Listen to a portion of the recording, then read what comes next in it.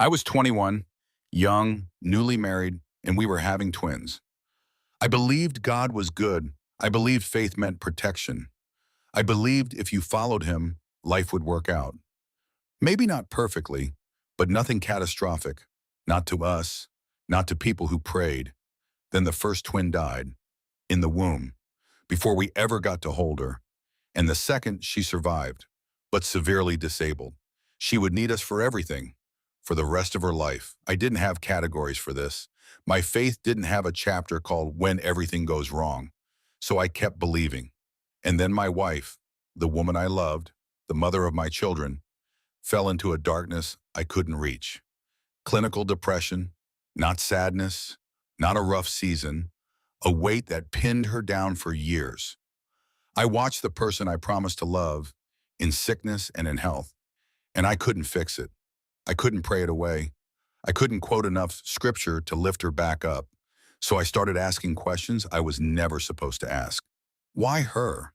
Not the loud kind of angry, the quiet kind, the kind where you still show up to church, but you stop singing the songs, the kind where you still bow your head during prayer, but you're not talking to anyone. There was a Sunday morning I remember specifically.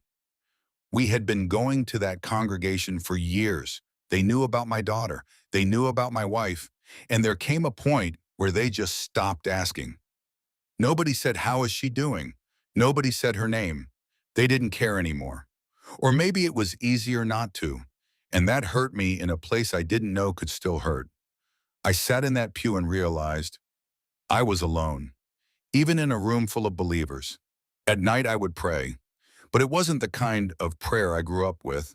I wasn't asking God to heal my daughter. I had made peace with her.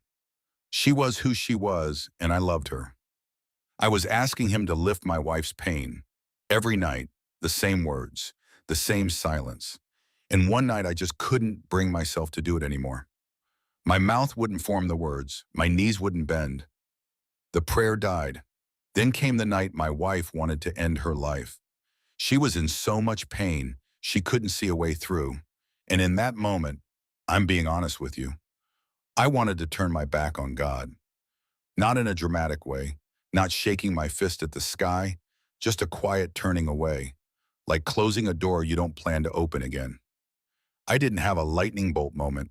No voice from heaven, no sudden peace, just two scriptures. Ones I already knew, ones I had read dozens of times, but they came together in my mind in a way they never had before.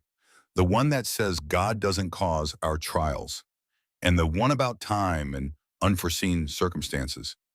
I had always read them separately, one in one book, one in another. But sitting with both at once, something shifted. God wasn't doing this to me, and bad things happen.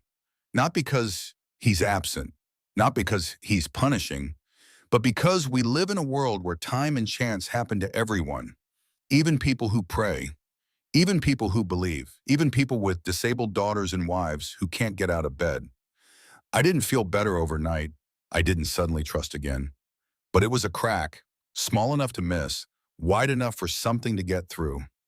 I was 25 when the anger settled in, 35 when I went numb, 45 when I started to see differently. That's 20 years in the wilderness. Not 3 days, not a season, 2 decades. And I'm still learning at 50 plus. I still have questions I can't answer. I still wonder why some people get miracle stories and others get silence. But here's what I found on the other side, and this is the only reason I'm telling you any of this. Faith isn't certainty. I used to think it was. I used to think strong faith meant never doubting, never questioning, never sitting in a pew wondering if God was even in the room. That's not faith. That's performance. Faith is staying in the conversation when you have nothing to say. Faith is keeping the door cracked when every instinct says, close it. Faith is knowing the two scriptures, that God doesn't cause your trials, and that time and unforeseen circumstances befall us all, and choosing to believe them both at the same time. Not because it fixes things, because it's true. My wife didn't get healed the way I prayed for. My daughter still needs us for everything. The congregation never did start asking again, but I stopped needing them to. I stopped needing God to explain himself. And I found something I didn't expect. A God big enough for my questions. A God who doesn't flinch when I'm angry. A God who sat with me through 20 years of silence and never once said, "I told you so." If you're in it right now, the silence, the anger, the pew where nobody asks, I'm not going to tell you it's fine.